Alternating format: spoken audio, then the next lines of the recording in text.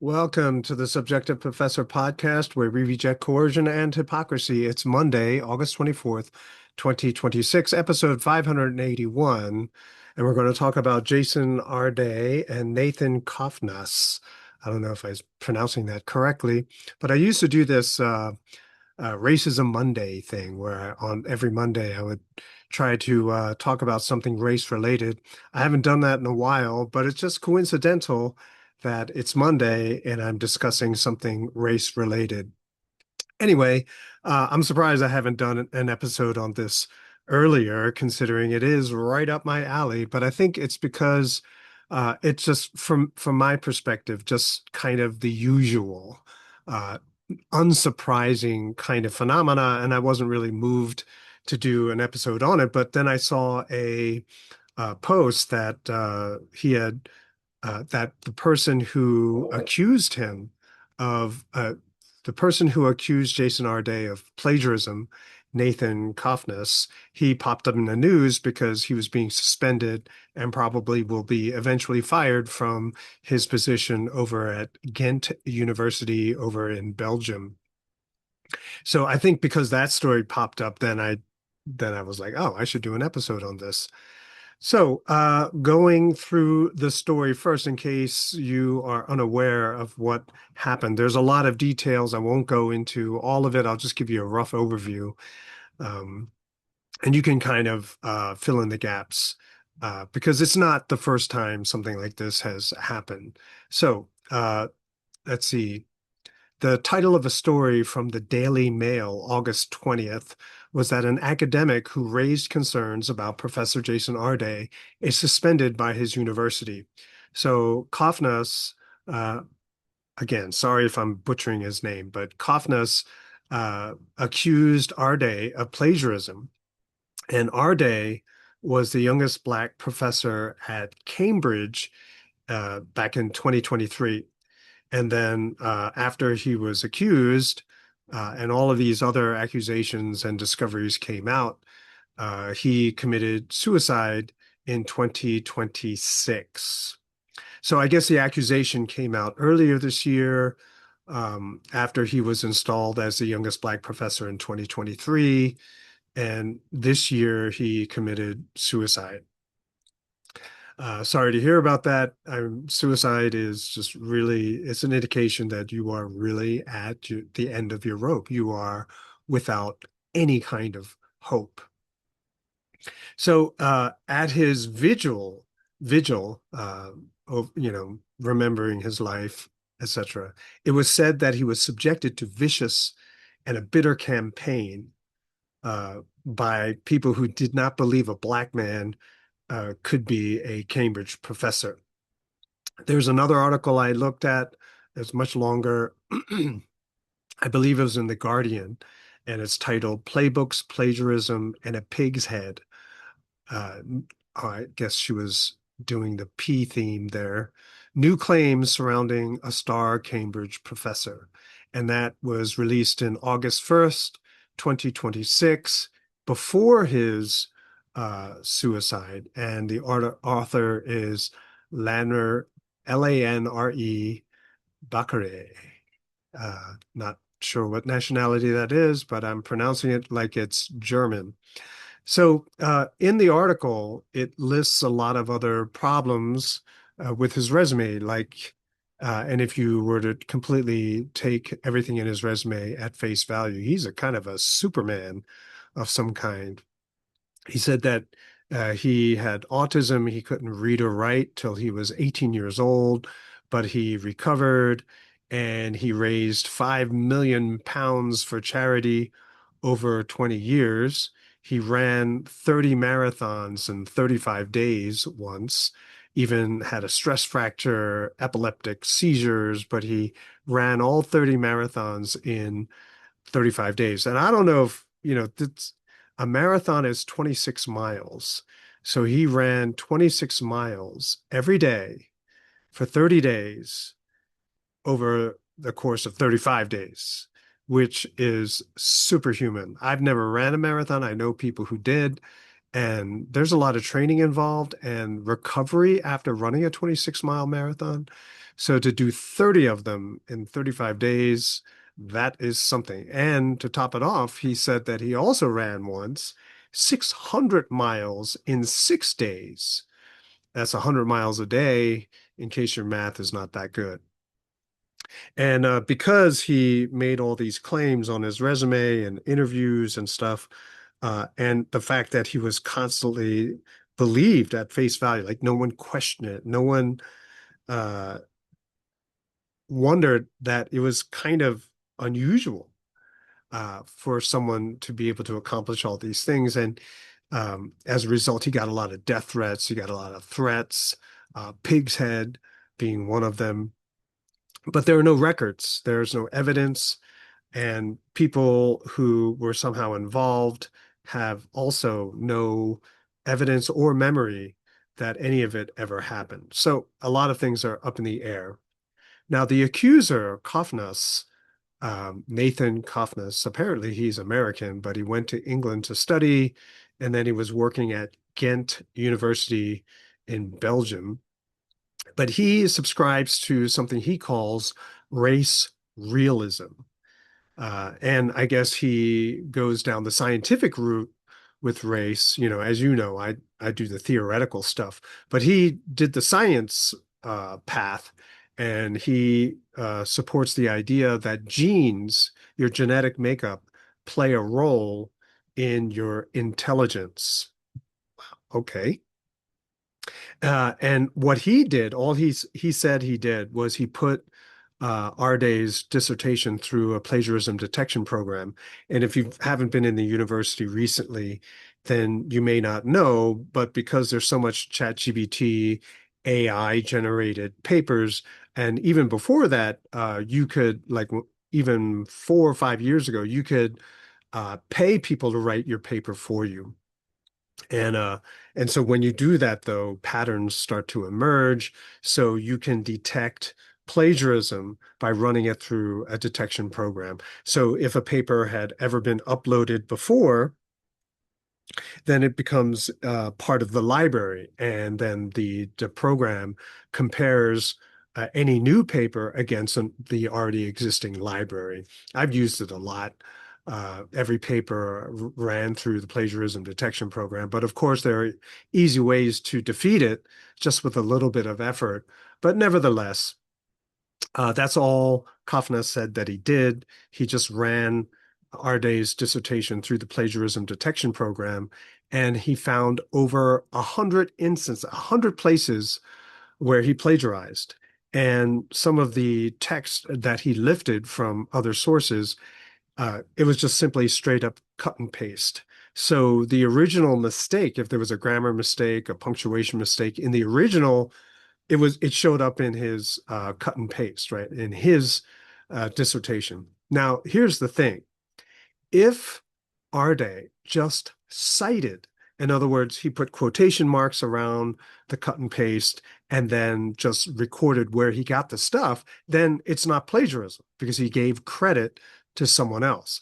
But the fact that it's called plagiarism means that he did not do this, that over 100 times he cut and pasted other people's material and put it in his own dissertation as if he's the one who wrote it.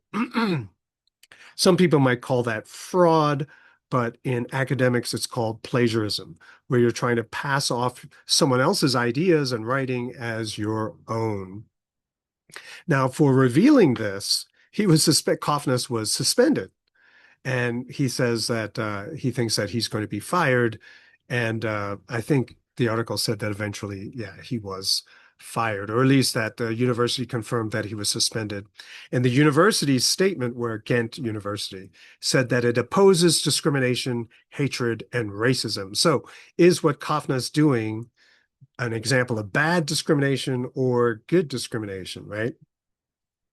And the university went on to say freedom is limited with academic freedom and open academic debate. So basically, you're not free to say anything you want. You have to have some kind of support. And I think Cofnas did. All he did was run it through a simple plagiarism detection program, which every undergraduate, even someone who's working for a bachelor's degree, has to endure. Um, so I'm not sure about the whole genes and race thing. I mean, I guess it's possible that over time, like I always make the argument that in Asia, because any kind of social promotion was based on how well you took a test. So a lot of the people in the higher levels of society were the best test takers or the best cheaters, as I would always say. And so the cheating industry over in Asia is very, very highly developed. I mean, they have all of these methods. There are skits and Asian skits about this, about how creative and how many different methods there are to cheat, because everything is a test, a written test, fill in the blank, multiple choice, whatever, but they are super, super hard. So if you're not good at taking a test, you're either going to be a failure all your life, or you are going to be able to use a good cheating method and you don't get caught. But the whole genes and race thing, maybe it's a theory. And so the only thing that I would, if I read his theory, then all I would be concerned about is if his theory is internally consistent, like it's free from hypocrisy, everything is clearly explained and defined, and he's consistent. Then it becomes a matter of choice. Do you want to believe it or not? And that's where I would leave it because it's just simply not my thing. Genes and the whole science thing is just not my thing. It's like, oh, okay, so I guess if all the scientists in the genetic world have no problem with what he said, then okay, I guess it's plausible. Whether it's applicable to intelligence, I think that's something else, right? Because I think at least there are a lot of other factors. Now, this Jason Arday situation is not the first incidence of plagiarism by someone who has a high position in academics. There once was a Harvard president recently, Claudine Gay, who was also black, and she plagiarized as well. But instead of being fired, she was demoted. But she still teaches. As far last time I checked, she still teaches courses at Harvard. So how all of this will shake out with Nathan Cofnas and moving ahead with other Black scholars who are given very prominent positions in the university, how that all shakes out, who knows? But I think that if it were up to the people in the university who are on these diversity committees, they will keep on doing whatever it is that they're doing. In other words, they won't change a thing because they really do believe that what they're doing is righteous and there's no problem with what they're doing, which I don't know, kind of means that there's a problem there, right? But because you should at least take in consideration and start looking into or at least checking up on all the stuff that one claims that they have done. But again, there's no evidence behind anything Arday had said. There's no proof, there are no emails, there are no history of text messages about anything. And so it becomes really easy to just pretend all of it was done confidentially. But someone somewhere had to have screwed up and actually wrote something in an email or a text message, but there's just absolutely nothing. No evidence, no history, no record of any of the incidents of harassment, donations, etc., ever happened. Now, Arday himself, in that article that I told you, um, that was released right before his suicide in, um, shoot, in I think it was The Guardian. He says, "Hey, it it's just plagiarism. It's not murder, right? So why are people making such a big deal out of it? It's just plagiarism." Which makes me really suspicious, okay? Because everyone knows that when you get to that level, I mean, even when you're an undergrad in college, plagiarism is a big deal. This is like murder in the university. I mean, it's academic murder, right? So you're passing something off as your own. You're taking credit for someone else's work and you are getting rewarded for it. First of all, you get a diploma right? And then you get jobs as a result. And speaking as someone who is just trying to claw his way back into the university, it's a big deal, okay? And so for him to just say, well, it's just plagiarism, makes me wonder if you know, if he isn't guilty of it. I mean, especially when a simple citation, like this is where I got this from, isn't it cool? It's a really profound statement from this other person. It's so good that I quoted him. So a simple citation would have avoided all of it. But then over 100 examples in a 250 or 200 page dissertation. I mean, come on, that's a lot. Okay. Uh, I mean, your whole paper, your whole dissertation, that's what you need to write to get your PhD is all, from other people. Then, dissertation is supposed to be original. It's supposed to be something that, no one else has ever said. And your dissertation is basically full of, mostly quotes from other people. So you got to wonder, how did they even hire this guy? Did anyone even look at his dissertation? Like when he was graduating, did anyone even bother to read his dissertation? Uh, I don't know. Maybe they didn't. Maybe the pressure to graduate and hire people following the guidelines of diversity was so great that they overlooked everything. Like they didn't bother to read it. They just gave him a diploma and said, here you go. We filled our quota. Off you go. So the idea of quotas have come up. So Thomas Sowell, who is African American, who did go to Harvard, who does have a PhD and is a renowned economist, he talks about quotas. And he says, quotas, because when you set a quota, you are pushing a lot of people who may not be ready into positions that they're not qualified for. So, for example, if people say, well, African Americans make up 12% of our population, so 12% of your faculty must be African American. But see, here's the problem.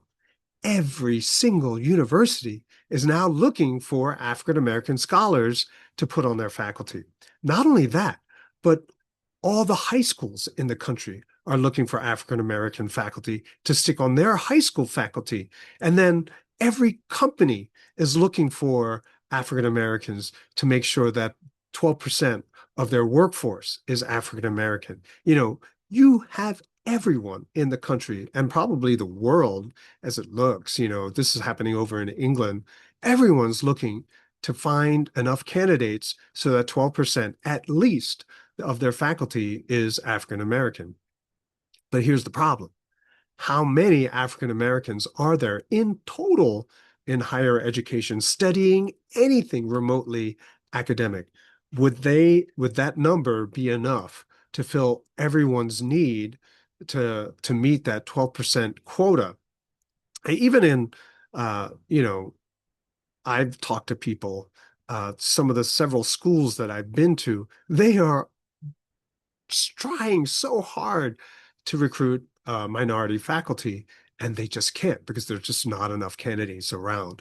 I mean, think about Asians, for example. A lot of Asians, if they get a job, they're looking to maximize their income. And so they're going to look for prestigious schools. And so schools which are not known for um, their academic rigor, they're not going to be able to pay as much as other schools. They're not going to be able to therefore recruit that minority faculty. And so they're not going to ever meet their quota, and it's not just one or two schools. I mean, everyone I talk to always talks about the problem of trying to meet the quota. There are no candidates out there. All right. So this quota phenomena creates problems, right? So you're trying to hire as many people as you can, even if they're not qualified, because you just got to, by law, sometimes you have to meet the quota. And so it's not about ability, it's not about preparation, it's not about even if you're interested in doing the work, but rather do you have the right color? Um, so where are all these people going to come from? Now think about it. Imagine if uh, we weren't talking about professorships, but we were talking about football. And people said, well, Asians make 5% of the population. We'll just say 5%. I just grabbed that number out of nowhere. And so all athletic teams, all football teams must have at least a quota of 5% Asians. Well, where are they going to come from? Most Asian families are not pushing their children to play football. Even my wife, she shudders at the thought that any of our sons would play football because she doesn't like all of the physical contact. They will get hurt. They're not built for that kind of sport. Most Asians are spending all of their, like I did. We weren't allowed to play sports. We had to just study 24/7. And if they did anything extracurricular, then it was something like the chess club or the math club or the science club or science competitions or orchestra or band or something like this. But athletics, like football, that was the rare thing. And usually when an Asian gets really good at some sport, they are really good. But it's the exception, not the rule. So imagine if you start uh, kids who are not athletically gifted onto the football field, they will get wrecked. And so it's good that we don't have an Asian quota for football teams all across the country. Now, whose fault is this that we are looking for quotas of we're looking to fill quotas? Well, it's the people who authored all of these different race theories about equality and equity, et cetera. It's so out of touch with the actual lived reality. People are so blinded by their ideology that everyone is the same, that if they were put in the same situation, then everyone would have the same result. That kind of blind ideology, um, will lead to these kinds of consequences, this kind of fallout. And a lot of people, they will not even think about changing their mind because they believe that they are somehow a better person for having the correct belief when it comes to race and discrimination. Now, the funny thing is, funny in the breaking of expectation, is that this is discrimination in favor of skin color, not against, right? So people are not saying, oh, you're black, then you do not get the job. No, it's not that. It's the opposite. Oh, you're black, you get the job. But see, this is the problem because the criteria, which is the determining criteria, is what is least important for that job, right? So imagine, oh, well, so without jumping ahead of myself, everything else is a non-issue, like maybe academic ability, right? So academic ability is not as important as your skin color. Maybe Arday was really persuasive and he could pass himself off as someone who was really educated. Remember, there was a guy, Catch Me If You Can movie. Abagnale was the guy. It was based on a true story, based on an actual guy who, when he was 16, could pass himself off as, and I guess by the time he pretended to be a lawyer who passed the bar exam, I mean, I think he was probably 18 maybe by that time, but he passed the bar exam. I mean, the guy was real, and he pretended to be a doctor, pretended to be a pilot. I mean, he pretended to be a lot of things. And people believed him. So perhaps Arday was as talented and as persuasive as this Abagnale guy, who's portrayed in the movie Catch Me If You Can with Leonardo DiCaprio playing the part of Abagnale.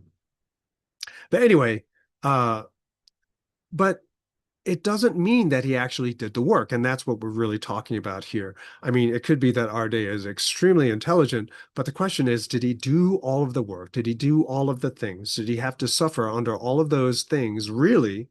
Or did he just pretend to? And who knows? I mean, could he do all of that academic stuff and run all those marathons? I don't know. For my part, and my father too. My father, basically, when he finished his dissertation, he had a health crisis. He had lost so much weight that, I mean, he really fell ill. My mom talks about it, how he how fell ill for a while because he had pushed himself so hard. He was working nights, and then during the day he would like do his studies. And I saw pictures, and he was really, really, he lost a lot of weight. And then myself, in order to finish my dissertation, man, all I did was eat, sleep, and drink coffee. That's all I did. Eat, sleep, work on the dissertation, drink lots of coffee, and that was it. And my health was so bad. I gained so much weight, and I couldn't even do a deep knee bend by the time I graduated. It was so bad. It was hard for me to go up the steps.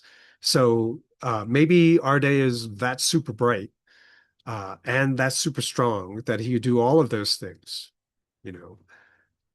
Now, the fallout from this type of discrimination, which I think is bad because it's a quota-based discrimination. You're looking for characteristics which have nothing to do with the job, but you're just trying to fill a quota to justify some sort of ideology, racial ideology. So the fallout is that uh, some people will continue to only look at color.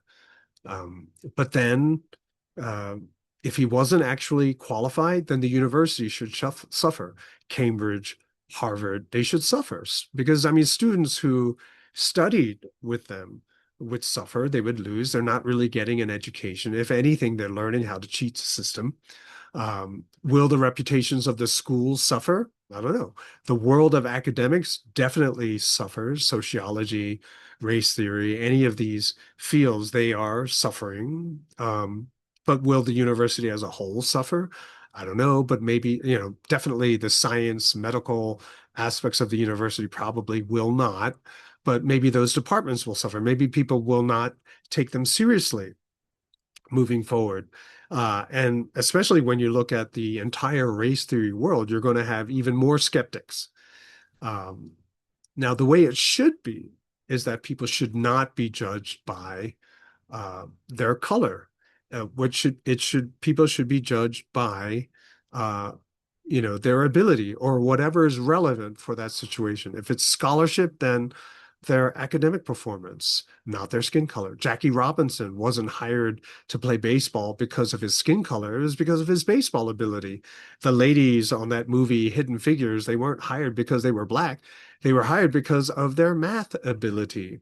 So as long as we hold on to quotas and looking at the color of one's skin first and making that the priority, well, now you're going to usher in the same kind of racism that people have been fighting for a very, very long time.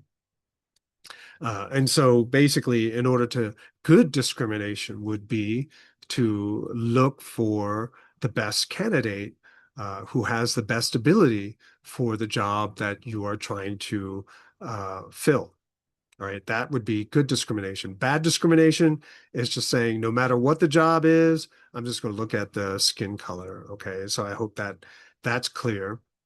And you can listen to my other episodes on race to hear what my theories on race are, and it should clear up and fill in some of the gaps in this one. But it's already gone too long, and I want to close by saying I begin my fall semester this week. It's part-time, but still I'm a little bit a little nervous. So so my podcast episode uploads might be a little bit spotty. I don't know, but they definitely will be a lot shorter. But um, but I'll try to do them as frequently as I can, especially if something juicy is in the headlines. But until then, I'll talk to you next time.